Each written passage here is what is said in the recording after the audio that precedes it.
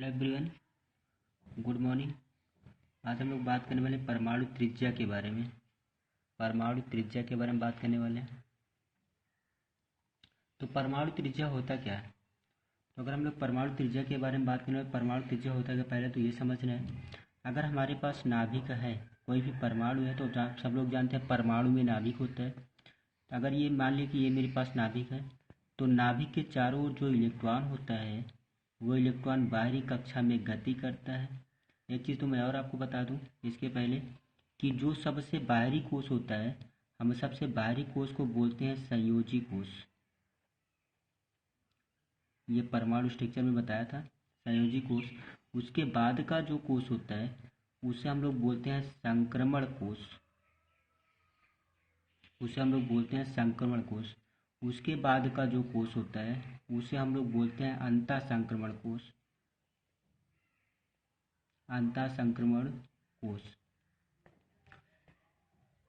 तो परमाणु त्रिज्या के बारे में बात कर लें तो परमाणु त्रिज्या क्या होता है, अर्थात नाभिक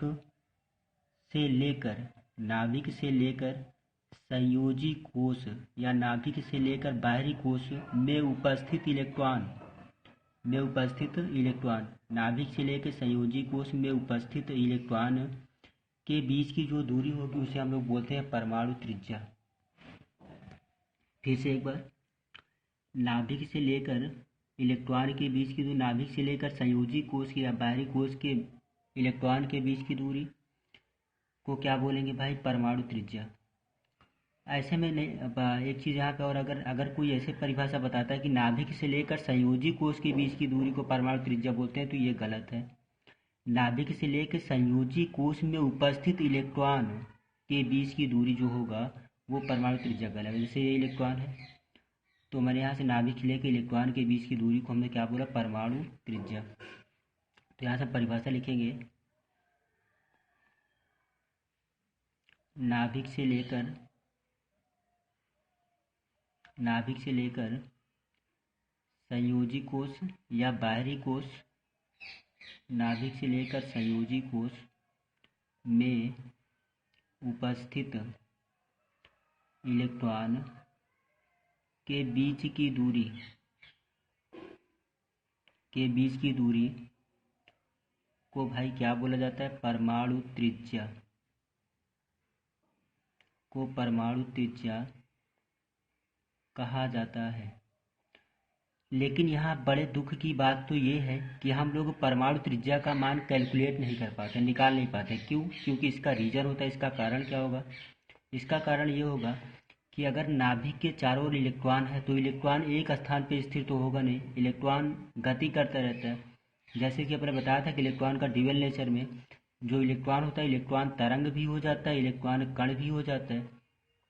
तो अगर ये इलेक्ट्रॉन कण होता, मतलब स्थिर होता, तब तो हम इसके बीच की दूरी निकाल लेते। लेकिन जब यही इलेक्ट्रॉन तरंग है, मतलब यही इस इलेक्ट्रॉन के पास जितना ऊर्जा वो उतने ऊर्जा से घूम रहा है, तो हम लोग जब घूमते हुए कण का जो घूमता है तो वो एक तरंग का कार्य करता है। तो उस तरंग के कार्य, जब वो तरंग का कार्य करे तो हम वहाँ से उसका वैल्यू को एक्यूरेट निकाल नहीं सकते हैं। क्यों? क्योंकि ये कण अभी यहाँ पे है तो कुछ समय बाद यहाँ पे, कुछ समय बाद यहाँ पे, तो इसका एग्जैक्टली मान नहीं निकाल सकते हैं। इसलिए हम लोग परमाणु त्रिज्या का मान निकाल नहीं पाते हैं। तो परमाणु त्रिज्या का मान निकालने के लिए हम लोग कई सारे शब्दों की सहायता लेते हैं। तो पहला हमारा हो गया, पहला जिसे हम लोग बोलते हैं सह संयोजक त्रिज्या। आप चाहे परमाणु त्रिज्या का प्रकार समझ लीजिए या फिर परमाणु त्रिज्या का मान निकालने के लिए इसकी सहायता समझ लीजिए। तो पहला हम लोग क्या पढ़ते हैं? सहसंयोजक त्रिज्या।